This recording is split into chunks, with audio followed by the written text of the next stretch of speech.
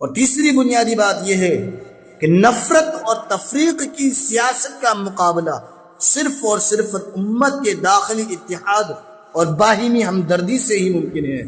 آج وقت کا سب سے بڑا تقاضا یہ ہے کہ ہم اپنے تمام فروعی، مسلکی اور شخصی نزاعات کو بالکل بالائے طاقت رکھ لیں اور بحیثیت امت واحدہ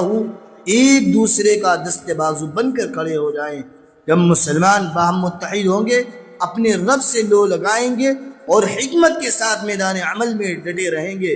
باطل کی ہر تدبیر ناکام ہوگی اور اللہ تعالیٰ کی نصرت ہمارے شامل حال ہوگی۔ عزیزان گرامی، خلاصے کے طور پر عرض ہے کہ حقیقی آزادی یہ ہرگز نہیں ہے کہ انسان کے ہاتھ پاؤں تو بظاہر آزاد ہوں، لیکن اس کا ذہن، اس کی روح، اس کا ایمان اور اس کا عقیدہ غیروں کے دباؤ اور باطل کے سامنے غلام بن چکا ہو۔ اگر آج ہمارے ملک کے اندر تمام تر ظاہری و سیاسی آزادی کے باوجود مسلمانوں کے ایمانی و دینی حقوق پر تنگی کی جا رہی ہے، شریعت پر حملے ہو رہے ہیں اور غیر اسلامی کلمات و افکار مسلط کرنے کی کوششیں ہو رہی ہیں، تو بحیثیت مسلم یاد رکھیے کہ سچا مومن حالات کا غلام نہیں ہوتا، بلکہ وہ ہر دور اور ہر حالت میں صرف اور صرف اپنے رب کا بندہ بن کر رہتا ہے۔ تاریخ کا پہیہ گواہ ہے کہ ظلم و جبر کے یہ طوفان آئیں گے اور گزر جائیں گے، نفرت و باطل کے یہ بادل جلد یا اب دیر چڑھ جائیں گے، بشرطے کہ ہم اسلام کے دیے ہوئے عالمگیر تصور آزادی اور عقید توحید پر پہاڑ کی طرح پختگی سے قائم رہیں، اپنے رب سے تعلق مضبوط رکھیں،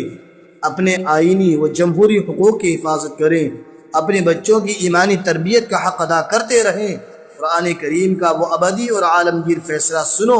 جو ہر دور کے مظلوم اور آزمائش میں گرے مومن کو فتح اور کامرانی کی بشارت دیتا ہے۔ اللہ رب العزت ارشاد فرماتا ہے وَلَا تَهِنُوا وَلَا تَحْزَنُوا وَأَنْتُمُ الْأَعْلَوْنَ إِن كُنتُم مُؤْمِنِينَ، یعنی اور تم ہمت نہ ہارو اور بالکل غم نہ کرو، تم ہی غالب اور سرفراز رہو گے اگر تم سچے مومن۔